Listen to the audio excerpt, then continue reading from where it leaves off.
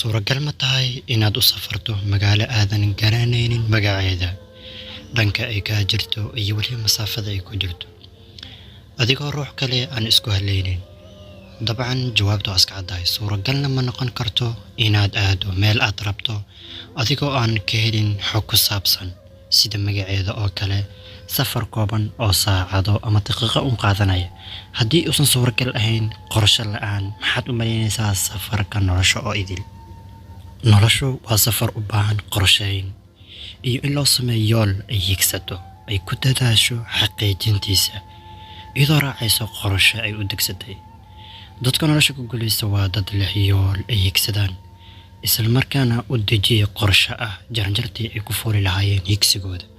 waxaa jira sidoo kale qof walba inuu xambaarsan yahay hadaf iyo yool kale oo higsanayo, isla markaana ka damacsan yahay noloshiisa inta uu adduunkan dul joogo. balse dadka badankooda hamigooda waxay ku kaydsadaan uurkooda iyagoo aan samaynaynin wax isku day ah. markii uu ruuxa sidaa noqdana, hamigiisa oo idil wuxuu isku bedelaa hawo iyo khiyaali aan soo dhaafin uurkiisa. isweydii, maxaad ka damacsan tahay noloshaada dhow iyo tan fogba? waa qasab qofka bini'aadamka ah mar walba wax buu higsanaa, isla markaana jecel yahay inuu gaaro. base waxaa kala duwan sida ay u qaabilaan ka gungaaridda qorshe ay u dejiyeen ka mirdhalinta yoolkooda noloshooda. waxa ay nolosha u qaabilaan habka ay iyada u soo qaabisho, halka ay naftu ku xukumi lahaayeen ayaga ayay hoggaanka u haysaa. taasna waxay sababtaa inta badan in qofka noloshiisa qiimo beesho. haddaba waxaa u diida dadka badinkooda qorshe u dejinta hadafkooda noloshooda.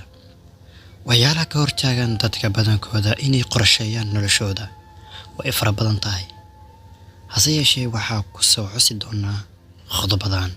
1. cabsi ay ka qabaan guul darro iyo fashil ku yimaada qorshaha ay degsadaan. 2. liiditaan nafsadooda ay liidayaan iyagoo isku arka inaysan qorshe ku fulin karin. 3. faham darro muhiimadda ay leedahay qorshe u dejinta hadafka nolosha. 4. xishood iyo cabsi ay ka qabaan in ay bulshada la yaabto. daawaday, waa muhiim inuu ku cad yahay hadafka aad nolosha ka leedahay. isweydii, maxaad u nooshahay? waa maxay hadafka fog ee aad noloshaada ka damacsan tahay? mar haddii aad jawaab u hesho su'aalahaas, waxaa kuu sahlanaan doonta qorshe u dejinta xaqiijinta hadafka noloshaada. ugu dambeyntii, waxaan kugula dardaarmayaa nafsadaada inaad hagto oo aad qorshe u dejiso, waayo haddii aadan hegin, iyada hoggaan ku qaban doonto. nafsada haddii ay hoggaanka ku qabatana oo aad hawadeeda iska raacdana, waxaad halis u tahay halaag iyo khasaaro. allaha inaga najeeye. dareenka nolosha si aadan uga dhicin xag nafsadaada oo u yaal hadaf iyo yool ay higsato. waa walaalkiin Mahad Ali Cabdallah.